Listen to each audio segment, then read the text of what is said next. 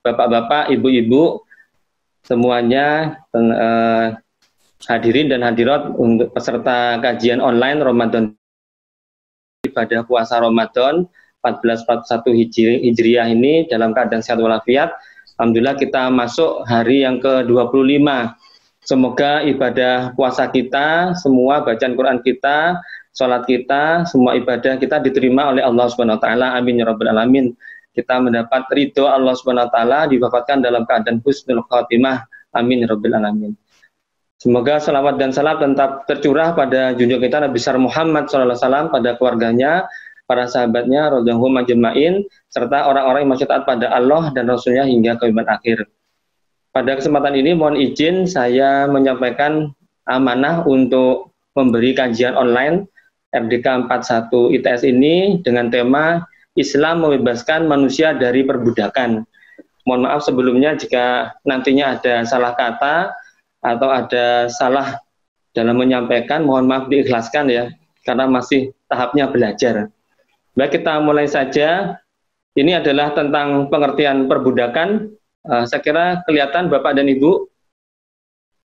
Sudah kelihatan jelas ya? Nggih. Ini tentang pengertian perbudakan. Jadi kita lihat bahwa perbudakan adalah segala hal yang mengenai pengendalian terhadap seseorang oleh orang lain dengan cara paksaan. Jadi kata kuncinya bahwa orang yang memperbudak itu dengan cara memaksa, sedangkan yang budaknya tadi merasa dipaksa. Kemudian perbudakan biasanya terjadi untuk memenuhi keperluan akan buruh atau pekerja. Jadi banyak sekali kita lihat zaman dahulu, bahkan bukan sekarang ini, zaman modern, masih ada praktek perbudakan. Jadi mereka dipekerjakan untuk di perkebunan, industri, dan lain-lainnya, tapi dengan tidak layak. Atau kegiatan pemenuhan hawa nafsu, ini banyak sekali ya. Ada eksploitasi wanita dan anak-anak. Nah, dan orang yang dikendalikan tersebut disebut dengan budak. Kemudian kalau kita lihat pengertian menurut Kamus Besar Bahasa Indonesia, perihal budak itu disebut juga dengan hamba atau hamba saya. Memang dalam Islam ini hamba ini juga artinya Abdullah ya, hamba Allah ya misalnya. Ini beda ya. Hamba di sini adalah hamba saya, yaitu segala hal yang mengenai budak belian. Jadi budak ini kategorinya nanti akan diperjualbelikan seperti barang. Padahal itu manusia ya. Contoh ini adalah perjuangan membebaskan diri dari perbudakan. Nah, perbudakan tadi ini adalah karena apa? Sesuatu yang tidak menyenangkan. Kemudian menurut antropologi adalah sistem segolongan manusia yang dirampas kebebasan hidupnya untuk bekerja guna kepentingan golongan manusia yang lain. Jadi ada yang diuntungkan, ada yang dirugikan. Ini yang tidak boleh dalam Islam. Para budak adalah golongan manusia yang dimiliki oleh seorang tuan. Jadi ada tuannya, apakah perorangan ataupun korporasi ya. Mereka bekerja tanpa gaji. Ini tanpa gaji itu ekstrim ya, itu zaman dahulu. Mereka nggak digaji, hanya dikasih makan supaya kuat bekerja dan tidak mempunyai hak asasi manusia. Jadi artinya apa? Upahnya tidak layak atau digaji tapi sangat kecil di bawah UMR. Contohnya. Kemudian kita lihat perbudakan zaman dahulu. Nah, ciri khas perbudakan zaman dahulu itu ada 6. Yang pertama apa? Merampas kebebasan. Tentu saja kebebasan mereka untuk keluar, bepergian, dan lain-lainnya untuk menuntut pendidikan dihapus semua, ya, diambil, dirampas. Kemudian menjualkan manusia, jadi human trafficking ini yang terjadi zaman dahulu. Kenapa bisa terjadi? Karena zaman jahiliyah yang kuat menindas yang lemah. Ini contohnya, manusia di Bani Israel itu diperbudak oleh Fir'aun itu di Mesir. Waktu itu dipaksa untuk membangun piramida. Tidak hanya itu ya, sebenarnya mereka bekerja di perkebunan dan lain-lainnya, tapi yang paling nyata di sini adalah mereka dipaksa untuk membangun piramida. Kemudian manusia di Cina juga diperbudak oleh kaisar. Turun-temurun diperbudak, mereka disuruh untuk membangun tembok raksasa di Cina. Manusia juga di Indonesia pernah juga diperbudak oleh penjajah Belanda dalam kerja rodinya dan oleh Jepang dalam romushanya. Mereka bekerja di perkebunan, pertambangan, membuat jalan dan rel kereta api. Memang manfaatnya bisa kita rasakan sampai sekarang. tapi itu adalah produk dari perbudakan ya.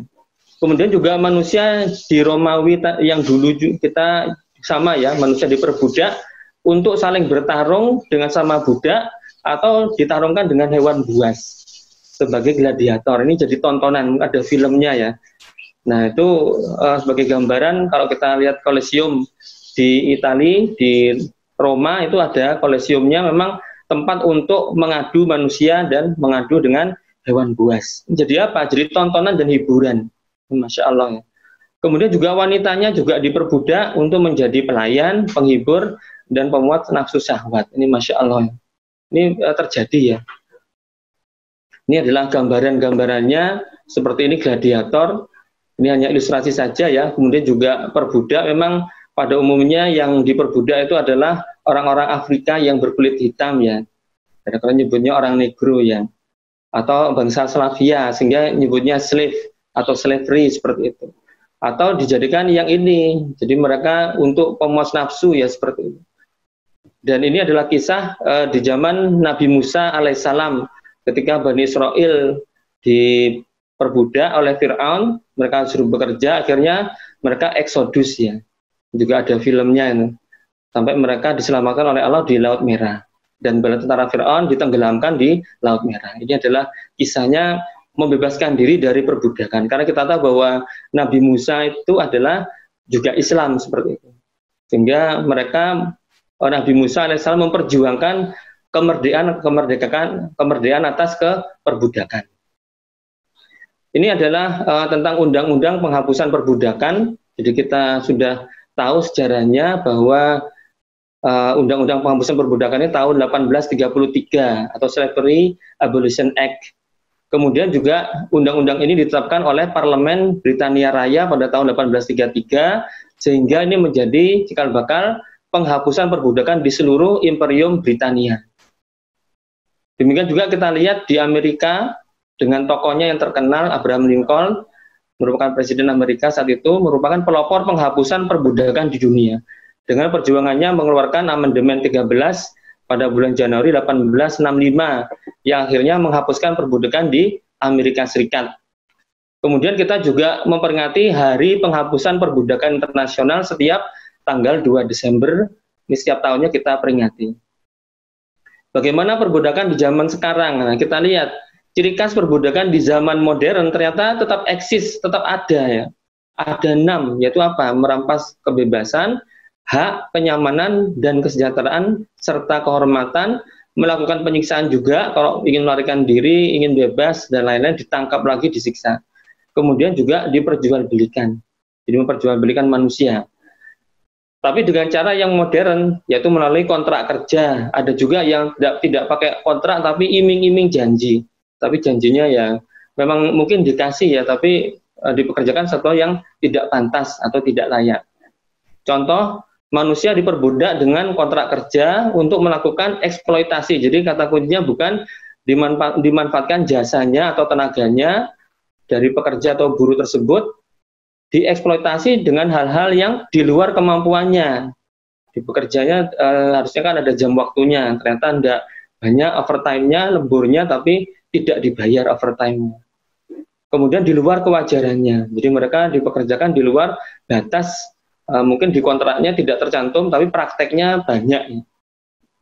Tadi salah satunya juga melakukan penyiksaan ya, kalau mereka tidak melaksanakan apa yang diperintahkan oleh tuannya. Ini yang zaman sekarang masih ada.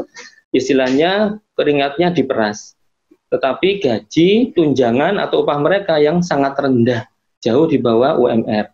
Mereka dipekerjakan di industri, di pabrik, perkebunan, pertambangan, pelayaran, dan perdagangan. Banyak sektor.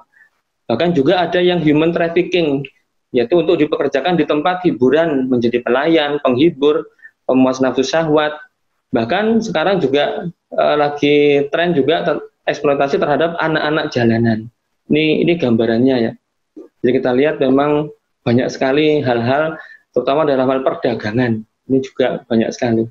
Kemudian ini ada istilah ini ya, para May Day ya, 1 hari buruh, 1 Mei, tolak PHK dan juga tolak upah murah. Kita lihat bahwa sebagai mereka pabrik-pabrik itu sangat besar untungnya ya. Karena apa? Setelah dijual dan diekspor, diganti labelnya dengan merek terkenal. Maka harga jualnya bisa 10 kali lipat. Tapi upah buruhnya masih di bawah UMR, jauh bahkan di bawah UMR. Kemudian juga corporate ini banyak sekali yang mempekerjakan budak yang sifatnya adalah budak modern. Kemudian juga eksploitasi anak jalanan ini banyak kita lihat mereka dipekerjakan. Kalau mereka dikaryakan beda lagi ya, dikaryakan kemudian suruh pentas kemudian dapat bayaran itu tidak ada masalah. Tapi mereka benar-benar menjadi potret suram perbudakan modern karena mereka dieksploitasi ya. Kemudian perbudakan dalam hukum Islam, ini penting sekali. Jadi hukum Islam muncul di era perbudakan. Kenapa? Karena zaman Rasulullah SAW itu juga masih ada perbudakan. Cuma perlakuannya terhadap perbudakan ini khusus ya. Jadi perbudakan merupakan salah satu pilar yang di atasnya bergantung kehidupan ekonomi. Jadi sangat susah. Karena apa? Para pejabat pemerintahan maupun bangsawan saat itu, raja-raja juga, mereka sangat butuh dengan yang namanya perbudakan. Tetapi Islam ini tidak secara frontal menghapus perbudakan. Hukum Islam memberikan solusi pembebasan hamba saya secara gradual, jadi perlahan, dan itu adalah ciri-ciri Islam ya, tidak frontal ya. Kemudian beberapa tindakan pelanggaran hukum mendapat sanksi berupa kewajiban kafaratnya ya, kewajiban membebaskan seorang hamba sahaya. Ini dalam Islam. Saat ini banyak praktek yang mirip dengan perbudakan dan hal ini memerlukan solusi penyelesaian sesuai dengan koridor syariah. Jadi kata kuncinya di sini. Kemudian bagaimana perlakuan Islam terhadap budak? Nah, ini juga diatur ya oleh Rasulullah, tentunya oleh Allah Subhanahu wa taala melalui Rasulullah dan Al-Qur'an dan hadisnya. Jadi Islam membuka seluas-luasnya ya, saluran seluas-luasnya untuk keluar dari perbudakan, termasuk mengatur perlakuan terhadap budak-budak dengan sangat baik. Jadi mereka itu ya dianggap manusia, bukan dianggap seperti hewan. Memperlakukan budak sebagai manusia yang terhormat. Kemudian budak sebagai manusia yang mempunyai hak dan kewajiban. Jadi mereka dikasih haknya dan juga mereka dikasih tanggung jawab untuk dilaksanakan kewajibannya. Sebagaimana disebutkan dalam sebuah hadis bahwa upahlah buruh harus diberikan sebelum kering keringatnya. Jadi Rasulullah pernah bersabda seperti itu. Jadi kita harus mengupah buruh kita, jangan sampai kering keringatnya. Artinya apa? Mereka sudah sangat berharap harusnya dibayar, digaji, diupah, tapi tidak dibayar-bayar. Kemudian yang terakhir memperlakukan budak seperti memperlakukan keluarga sendiri. Artinya mereka juga manusia. Jadi seperti para budak adalah saudara kamu yang dijadikan Allah Subhanahu wa taala di bawah pengawasanmu. Ini penting sekali ya. Islam ingin membebaskan perbudakan, tapi yang sudah punya budak itu diperlakukan dengan baik. Bahkan beberapa langkah itu diupayakan untuk membebaskan perbudakan. Jadi Islam ini membebaskan manusia dari perbudakan. Waktu Islam datang ke muka bumi ini, perbudakan sudah menjadi tradisi dan bagian ekonomi bagi seluruh manusia. Jadi perbudakanlah bukanlah produk Islam, yang tidak benar ya. Ini digembar-gemborkan oleh Barat bahwa perbudakan adalah produk dari Islam, tidak benar ya.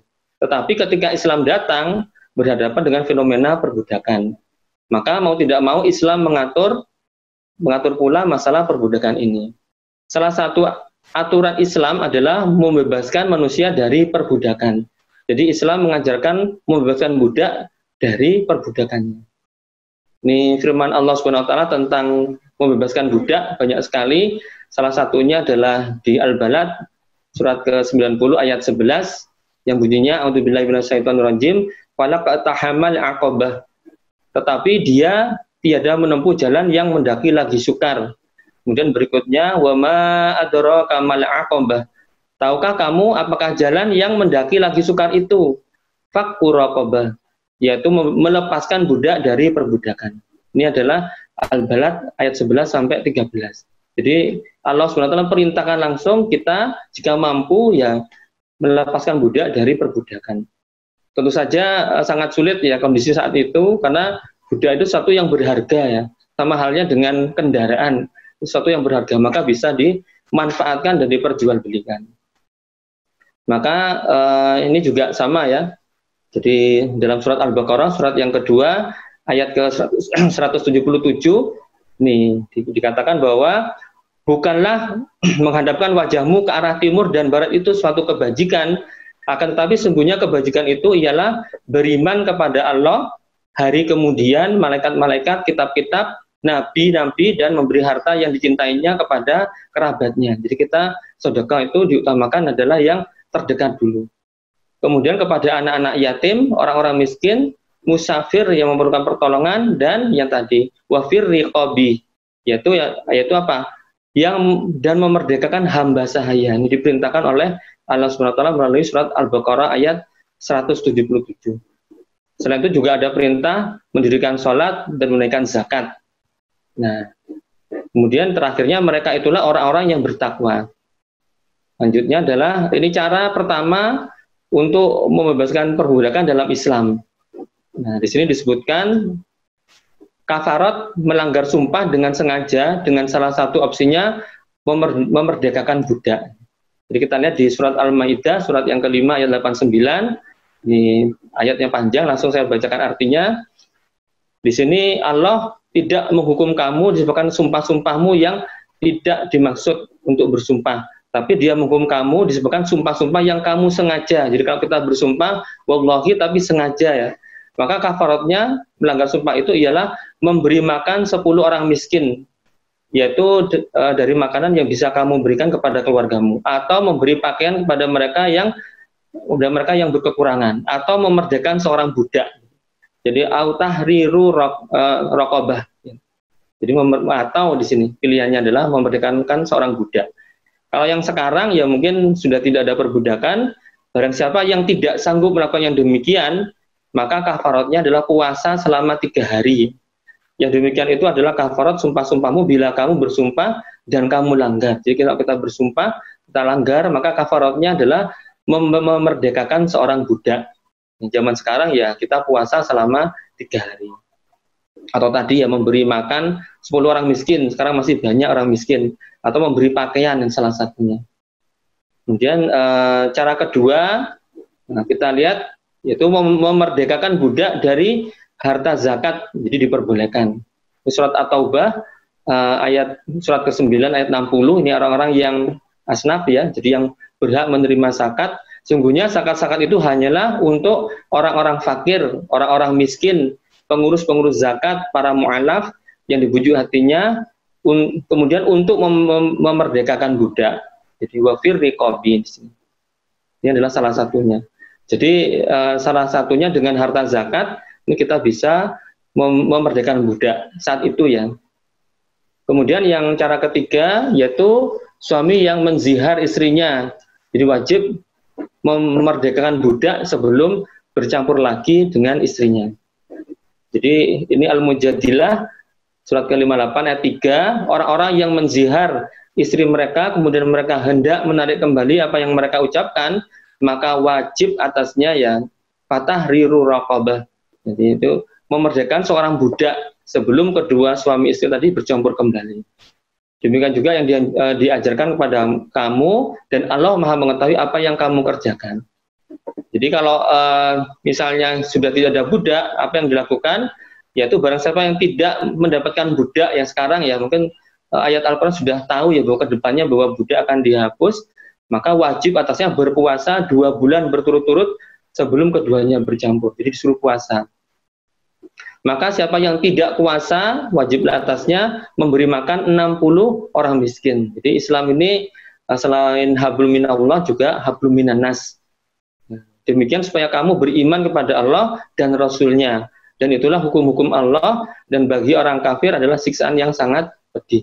Jadi kita kalau kita menzihar istri kita, maka sebelum kita bercampur lagi dengan istri saya, wajib melakukan hal tadi. Jadi memerdekakan seorang budak. Kemudian denda membunuh manusia, salah satunya yaitu dengan memerdekakan budak. Ini surat An-Nisa, surat keempat, ayat ke-92. Nah, di sini disebutkan, dan tidak layak bagi seorang mukmin membunuh seorang mukmin yang lain, kecuali karena tersalah atau tidak sengaja. Jadi kita boleh membunuh, tapi misalnya dalam hal peperangan, boleh membunuh musuh. Kemudian kalau tidak sengaja juga tidak ada masalah, tapi tetap ada kafaratnya ya. Jadi barang siapa membunuh seorang mukmin karena tersalah, hendaklah ia memerdekakan seorang hamba sahaya. Jadi kita zaman sekarang mungkin sebenarnya masih banyak pembunuhan ya. Zaman dahulu mungkin lebih banyak lagi ya, karena yang kuat membunuh yang lemah. Kemudian cara yang kelima, negara wajib memaksa seorang ini tuan memerdekakan budaknya yang ia miliki jika ia menampar atau memukul budak tersebut. Ini kata kuncinya di sini. Jadi kita lihat bahwa dalam suatu hadis Ibnu Umar radhiyallahu an, ia berkata, aku mendengar Rasulullah SAW bersabda, barang siapa menampar budaknya atau memukulnya, maka kafaratnya adalah memerdekakannya. Jadi kita memang artinya apa? Tidak boleh berlaku kasar terhadap budak tadi ya. Jadi asal budak tadi itu tidak boleh menampar atau memukul. Dalam Islam seorang budak menjadi merdeka dan bebas secara otomatis tanpa membayar jika tuannya menampar atau memukul budaknya itu. Jadi kita harus memperlakukan budak dengan sangat baik. Masih ada cara-cara lain yang diterangkan dalam hadis-hadis dari Nabi Muhammad SAW, yaitu cara cerdik Islam. Jadi Islam itu memang cerdik ya. Jadi memang budak sudah ada zaman itu, tapi diperlakukan dengan sangat baik. Jadi mungkin kelebihan Islam terhadap agama-agama yang lain. Kemudian hukum Islam itu amat bijak dan santun dalam menangani para budak. Baik ketika ia menjadi budak ataupun dengan cara pembebasannya. Jadi setelah dia bebas itu seperti saudara ya. Jadi diperlakukan seperti saudaranya dengan diperlakukan dengan sangat baik. Tidak diulang-ulang ya bahwa kamu itu bekas budak saya, tidak pernah bilang begitu. Dari dalil-dalil di atas, Islam amat mengajarkan pembebasan perbudakan. Nah, kita lihat di sini salah satu contoh sahabat yang utama yaitu sahabat Abu Bakar radhiyallahu an. Ini mungkin kita tahu bahwa beliau sangat utama karena apa? Sangat dekat dengan Rasulullah, amalannya juga banyak, tetapi hatinya itu sangat dekat dengan Rasulullah dan Allah itu sendiri. Sehingga Abu Bakar itu juga dermawan, suka mendermakan hartanya. Jadi ketika perang Tabuk itu semua hartanya itu diserahkan untuk di jalan Allah SWT. Ketika ditanya Rasulullah, apa yang kamu tinggalkan untuk keluargamu? Maka Abu Bakar menjawab, aku tinggalkan Allah dan Rasulnya. Semua hartanya disumbangkan untuk di jalan Allah. Dan ternyata sebelum itu Abu Bakar telah memerdekakan 7 budak ya. Ini contoh saja ya. Yang pertama Amir bin Buhairah radhiyallahu an. Ada Ummu Ubais, ada Sinirah, ada Nadiyah dan putrinya, ada budak wanita Bani Mu'ammal. Ini budaknya Umar bin Khattab ketika beliau belum masuk Islam. Kemudian ada Abu Fukaihah. Kemudian juga yang terkenal adalah Bilal bin Abi Rabah yang terkenal. Di mana pada saat itu Bilal disiksa oleh tuannya yaitu Umayyah bin Khalaf. Saat itu ditindih batu, kemudian dibaringkan di padang pasir yang sangat panas sehingga Bilal tidak sanggup bernafas ya, sehingga mengucapkan ahad. Seperti itu. Akhirnya Abu Bakar lewat, kemudian kasihan, kemudian ditawar. Karena yang nawar itu bangsawan juga ya, saudagar kaya Abu Bakar, maka Umar bin Khalaf itu menawar 9 uqiyah emas. Kemudian tanpa ditawar-tawar lagi oleh Abu Bakar langsung dibayar tunai ya saat itu 9 uqiyah emas. Cukup besar ya, sekitar 31, satu uqiyah itu 31,7 gram ya, cukup mahal ya. Kemudian setelah dibayar 9 uqiyah emas, ini Umayyah bin Khalaf itu mengejek ya. Sebenarnya budak macam Bilal ini ya, kalau harganya ya sebenarnya bisa, karena harganya 1 uqiyah emas saja sudah cukup. Karena harga budak 9 uqiyah emas saat itu termasuk sangat mahal, tapi langsung dibayar cash oleh Abu Bakar radhiyallahu an. Kemudian dibalas oleh Abu Bakar, wahai Umayyah bin Khalaf, jika saya bisa membayar 10 kali lipatnya, maka akan saya bayarkan. Jadi apa? Abu Bakar ini kaya raya ya. Artinya kalau 9 kali 10 ya 90 uqiyah emas tetap akan dibayarkan oleh Abu Bakar demi membebaskan Bilal bin Rabah. Akhirnya Bilal ini menjadi sahabat yang utama. Beliau adalah muadzinnya Rasulullah SAW. Nah, ini adalah penutupnya. Jadi bahwa Islam ini tidak merestui perbudakan dan tidak ada satupun nas pun dalam keislaman yang menunjukkan hal itu. Jadi tidak benar bahwa Islam ini produknya adalah perbudakan.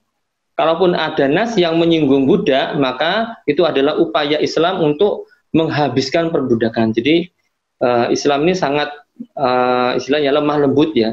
Jadi ingin bahwa budak itu semuanya habis ya. Jadi artinya apa? Pelopor pembebasan perbudakan ya bukan orang parlemennya Inggris tadi ya atau Abraham Lincoln, tapi Rasulullah SAW adalah bapak pelopor pembebasan dari perbudakan. Kemudian di saat munculnya Islam, ini perbudakan sudah merupakan masalah umum yang berlaku di hampir semua belahan dunia dan tidak ada satupun pihak baik agama ataupun kerajaan yang berpikir untuk menghapuskannya. Kita lihat, mohon maaf saja, ketika penyebaran agama Kristen di Indonesia, itu mereka menggandeng para penjajah. Ya. Artinya kalau mereka mau masuk Kristen, ya mereka diperlakukan dengan sangat baik. Tapi kalau mereka tidak mau, ya mereka dijadikan budak ya. Seperti itu. Kemudian juga ada gerakan-gerakan penghapusan budak yang terjadi di Eropa dan di Amerika. Ini mungkin yang sudah saya sebutkan sebelumnya. Ini dianggap gagal karena apa? Tidak memikirkan efek samping dari kebebasan itu sendiri. Di samping tidak memperhatikan kesejahteraan pekerja itu sendiri. Kita lihat mungkin di Indonesia tidak terlalu parah ya karena kita sudah ada undang-undangnya bahwa pekerja itu harus dibayar di atas atau minim sama dengan UMR-nya atau UMK. Nah, kalau di Barat itu ya kita banyak sekali perbudakan. Sebenarnya saya ada datanya ya bahwa di negara-negara maju itu malah semakin banyak perbudakannya. Kenapa? Karena mereka dibayar dengan upah sangat kecil ya, sangat jauh di bawah UMR. Tapi karena mereka ada kontraknya ya, mungkin kontraknya sudah diatur ya supaya nanti di kontraknya A, tapi yang diterima 50% dari A itu yang terjadi. Nah, kemudian yang keempat, di zaman dahulu membuka banyak saluran orang-orang jatuh menjadi budak. Ya. Jadi kita lihat bahwa perbudakan itu tadi banyak penyebabnya ya, karena misalnya yang kuat melawan yang lemah ketika perang antar suku atau antar negara, maka tawanan perang tadi itu dijadikan budak. Kemudian juga setelah jadi budak, mungkin budak-budak tadi ya lama-kelamaan ya turun-temurun punya anak, punya istri ya anaknya juga otomatis jadi budak. Ini yang tidak benar ya. Jadi budak turunan seperti itu. Kemudian sementara mereka menutup saluran untuk membuat budak-budak itu bebas dari perbudakan. Jadi kita tahu bahwa para pembesar ya agama-agama yang di luar Islam ataupun juga para pemimpin kerajaan itu tidak ingin budak ini dimerdekakan. Jadi menutup saluran supaya budak tadi itu jangan dimerdekakan. Sementara Islam ini sebaliknya. Jadi menutup saluran-saluran yang membuat seseorang jatuh menjadi budak serapat-rapatnya. Di samping itu membuka saluran yang membuat budak tadi bebas dari perbudakan dengan selebar-lebarnya. Jadi apa? Kalau dengan sukarela seperti Abu Bakar ya tidak perlu pakai kafarat. Jadi Abu Bakar uangnya banyak karena beliau adalah pedagang yang sukses.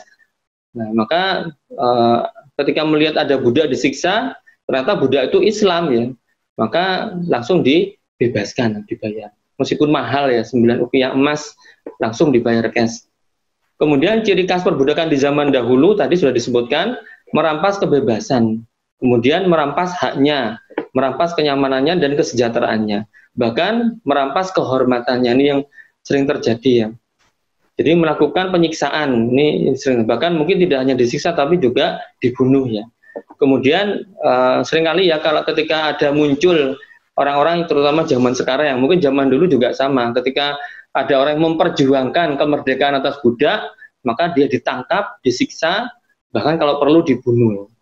Banyak sekali ya pejuang emansipasi wanita, pejuang hak asasi manusia, mereka ditangkap, diasingkan atau dibunuh ya. Kenapa? Mereka ingin melanggengkan perbudakan, baik yang dulu, yang jahiliyah, yang zaman dahulu maupun yang modern. 6 ciri ini yang tadi disebutkan itu masih eksis di dalam relasi majikan dan buruh di zaman yang modern ini, yang tadi telah kami sebutkan ya. Kemudian dalam Islam kita harus memperhatikan kesejahteraan pekerja atau buruh. Memang kita tentu saja sebagai pimpinan ITS ya rata-rata, nah pasti punya anak buah. Maka mereka tuh bukan budak ya, mereka adalah pekerja juga. Ada yang ASN, ada yang PNS maupun non PNS. Maka kita harus perlakukan mereka dengan sangat baik. Itu apa? Yaitu kesejahteraannya pekerja dan buruh itu dengan gaji, kemudian upah atau tunjangan yang layak. Beberapa case kita lihat gaji pokoknya terutama yang CPNS itu mungkin di bawah UMR ya, tapi kita tahu bahwa ada tunjangan dan lain-lainnya, maka kalau di total-total sudah di atas UMR. Dan juga mereka punya kesempatan untuk naik pangkat, untuk ada pengabdian pada masyarakat, ada penelitian, publikasi, semua ada insentifnya. Kemudian juga serta menjaga akhlak yang baik dan juga menjaga hak asasi manusia. Jadi silakan yang punya pekerja menjadi seorang istilahnya pimpinan, baik di perguruan tinggi maupun pimpinan di perusahaan, pasti punya anak buah. Diperlakukan anak buah dengan sangat baik. Paling tidak mereka upahnya jangan sampai terlambat. Dibayarlah upah buruhmu, jangan sampai keringatnya kering. Itu yang paling penting karena mereka juga manusia, butuh untuk kebutuhan makan dan menafkahi keluarganya. Ini daftar pustaka yang saya ambil karena saya sendiri juga bukan ulama, jadi tidak bisa nulis sendiri, saya ambil dari browsing di internet. Saya kira itu, terima kasih atas perhatiannya. Kita tahu bahwa Islam itu agama yang sempurna ya, maka kita niat semoga Allah SWT istiqomahkan kita untuk tetap taat pada Allah dan Rasulnya sampai akhir hayat kita, dan kita diwafatkan dalam keadaan husnul khotimah, kemudian mendapat ridho dari Allah SWT, dimasukkan ke dalam surganya dan dijauhkan dari siksa api neraka. Amin ya rabbal alamin. Demikian Pak Ardi yang bisa kami sampaikan. Ini jika ada benarnya datangnya dari Allah SWT, dan jika ada salahnya karena kedoifan saya sendiri untuk mohon diikhlaskan. Saya kira cukup dari saya. Untuk selanjutnya adalah sesi diskusi. Silakan yang bapak-bapak, ibu-ibu yang ingin menambahkan, dipersilakan. Saya stop share dulu ya. Oke, baik. Terima kasih. Assalamualaikum warahmatullahi wabarakatuh. Waalaikumsalam warahmatullahi wabarakatuh. Matur nuwun Pak Budi Sul atas tausiahnya. Alhamdulillahirabbil alamin. Bapak Ibu, apa yang disampaikan oleh Bapak Budi tadi ada baiknya kami sedikit untuk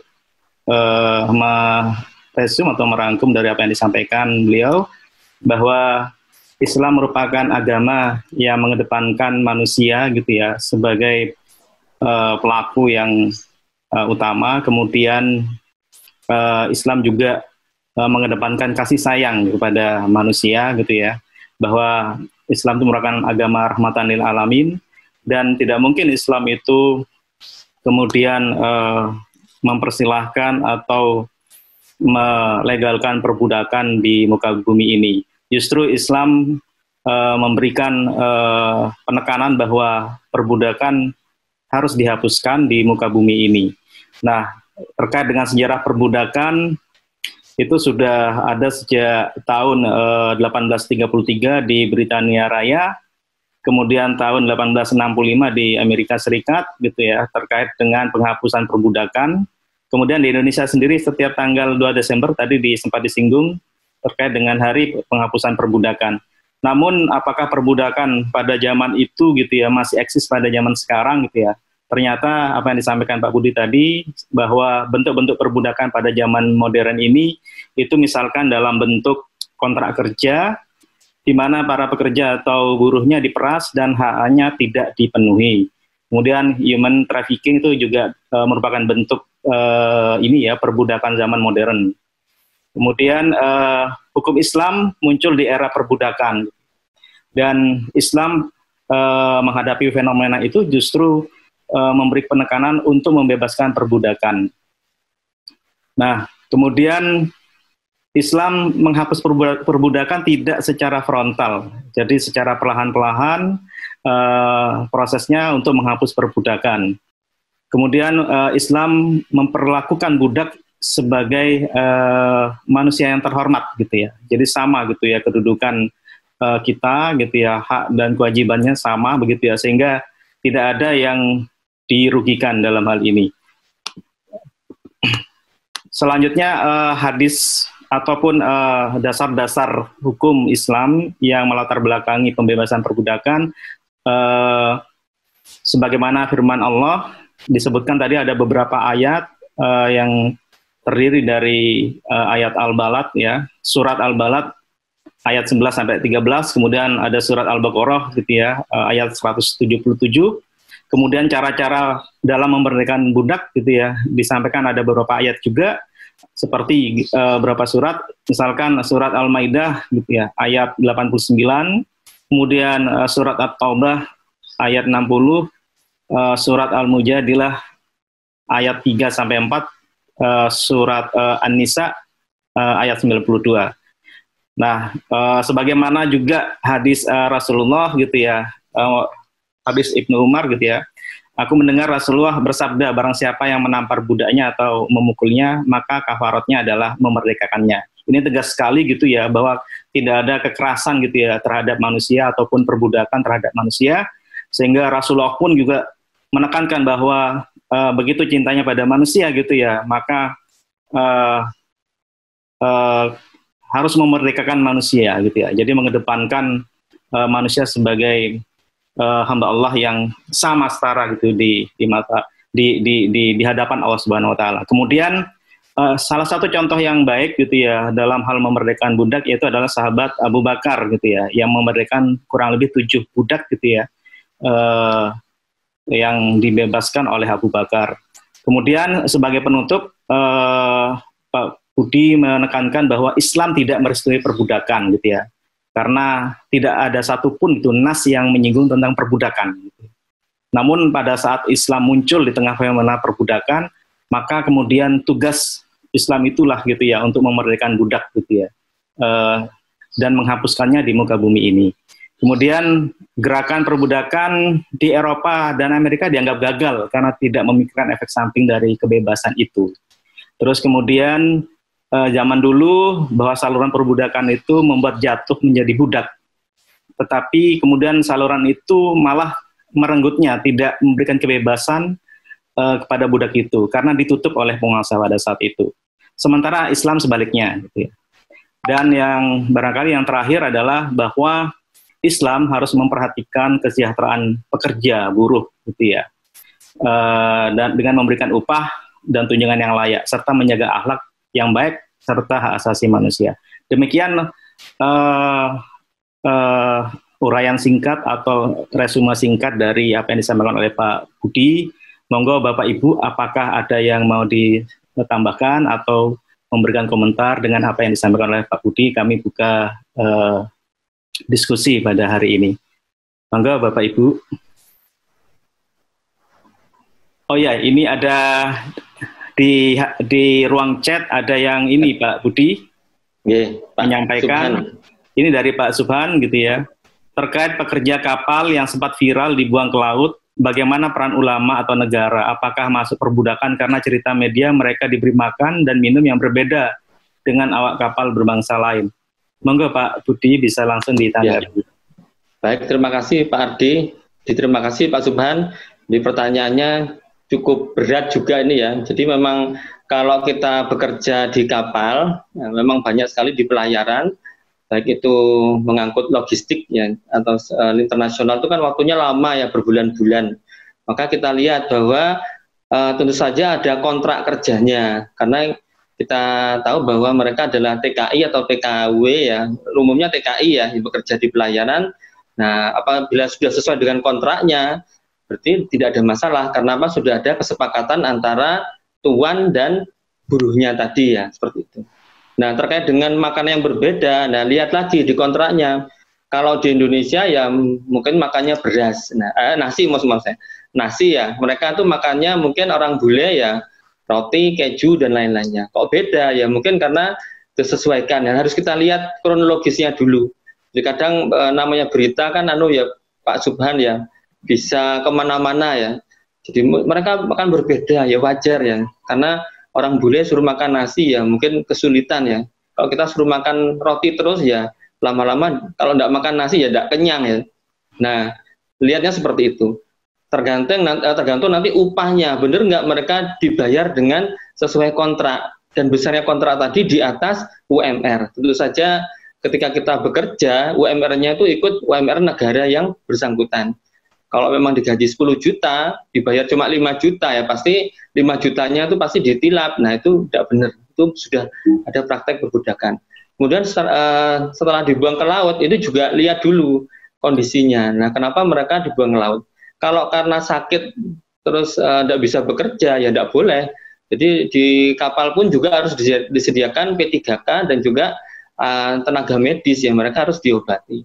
Kalaupun meninggal ya juga tidak boleh dibuang ke laut, karena mereka tetap harus sesuai prosedurnya.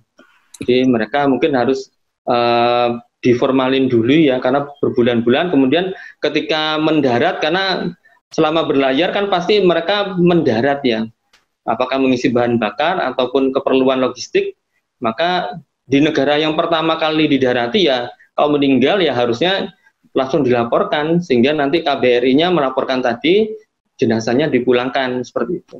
Itu prosedurnya. Jadi memang melihat berita ini apakah perbudakan, kalau yang terjadi demikian, ya benar itu adalah perbudakan modern.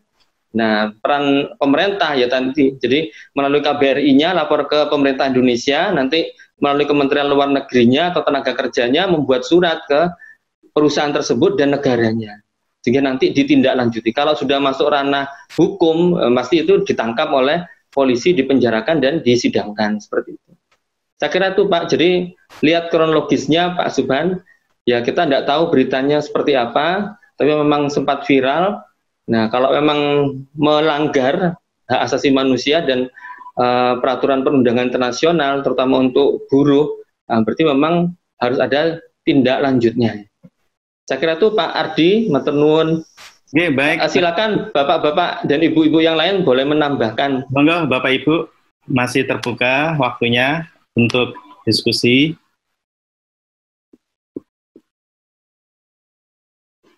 Apakah ada yang perlu disampaikan lagi?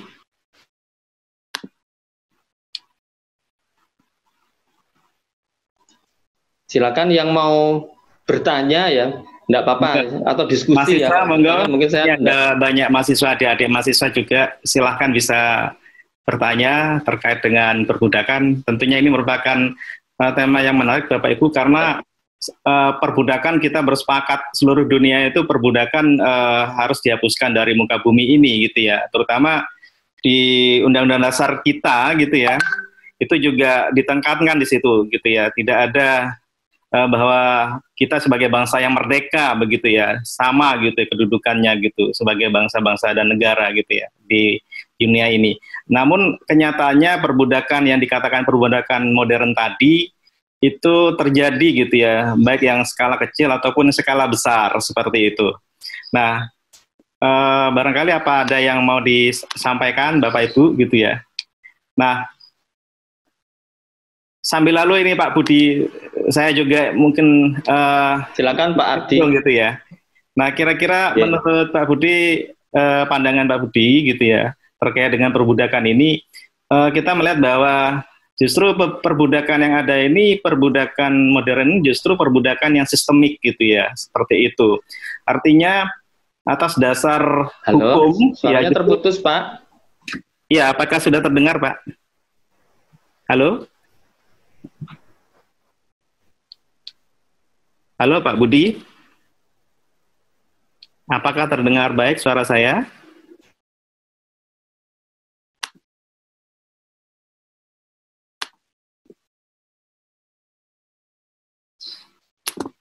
Halo?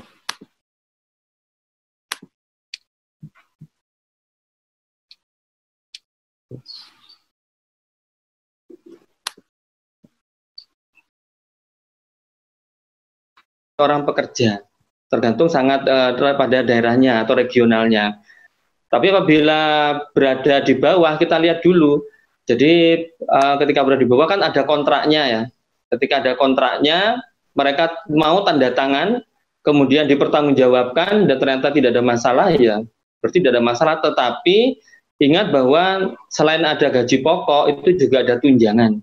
Nah, itu harus disatukan jadi satu. Kalau ternyata di total-total masih di bawah, ya yang bersangkutan bisa menolak ya. Jadi menolak, saya tidak mau bekerja di situ. Ya. Cuma karena dia terpaksa, saya mampunya segini katanya perusahaannya. Nah, kita sebenarnya harus lihat dulu ya, perusahaan itu jujur apa enggak.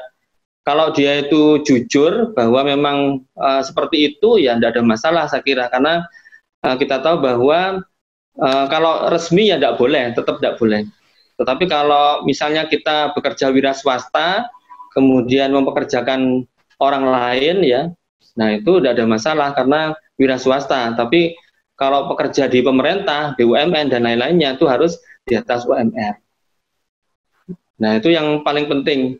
Kemudian tadi ya Pak Ju ya Pak, atau menjadi juga tanggung jawab kemampuan perusahaan majikan ya, itu juga betul.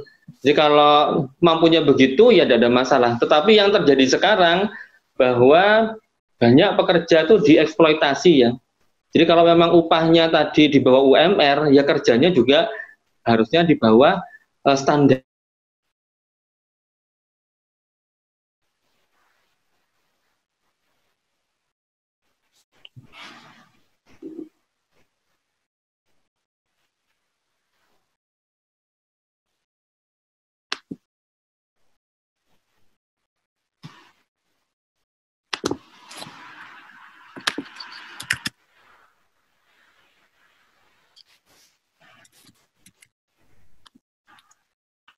Ini nunggu Pak Ardi belum masuk lagi. Silakan Bapak-bapak, Ibu-ibu yang mau bertanya. Ya, mohon maaf, sempat terputus. Oh enggak, Pak Ardi sudah bergabung lagi. Monggo, silakan. Ya, monggo kalau Bapak Ibu ada yang bertanya, juga mohon pada Pak Agus Rubianto nanti Pak kalau Ustadz terputus nanti di. Ada Ustadz, enggak. Ngapunten. Nggih, monggo Pak Ustadz, Pak Mahmud Mustain, persilakan. Jangan bertanya Ustadz, saya tidak bisa jawab. Monggo, nambahkan Ustadz. Belum di Pak, di unmute. Nggih, sampun. Assalamualaikum warahmatullahi wabarakatuh. Waalaikumsalam. Waalaikumsalam warahmatullahi wabarakatuh. Masya Allah. Terima kasih Pak Ududi atas penjelasannya tentang sami-sami Pak Mustain. Saya melihat bahwa banyak kasus-kasus yang sebenarnya itu mempertahankan perbudakan, meskipun bahasanya itu halus gitu. Beda dengan Islam itu sangat bertentangan, yaitu membebaskan sebebas-bebasnya terhadap perbudakan. Itu sudah barang tentu keniscayaan bahwa Islam itu jangankan sampai perbudakan, menyakiti hati sedikit saja itu kalau boleh, kalau bisa tidak. Jadi teramat sangat Muslim, orang Islam itu diharapkan tuh memberikan rahmat gitu loh, menyebarkan rahmat yang sudah dipelopori oleh Kanjeng Nabi Muhammad SAW. Jadi penerusnya ini sudah barang tentu harus meneruskan keinginan atau misi dari yang dirisalahkan oleh Allah melalui Nabi Muhammad SAW, yaitu rahmatan lil alamin. Contoh yang kecil saja, jangankan menyakiti, menyinggung.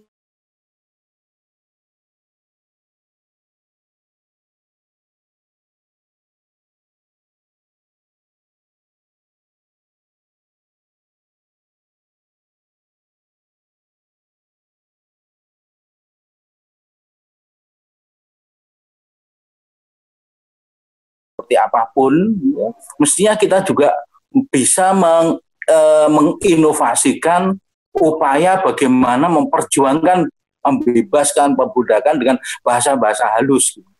Nah, ini perjuangan kita. Saya kira saya ingin nambahkan itu aja, Pak. Terima kasih. Dan bagus sekali penjelasannya tadi, Pak. Terus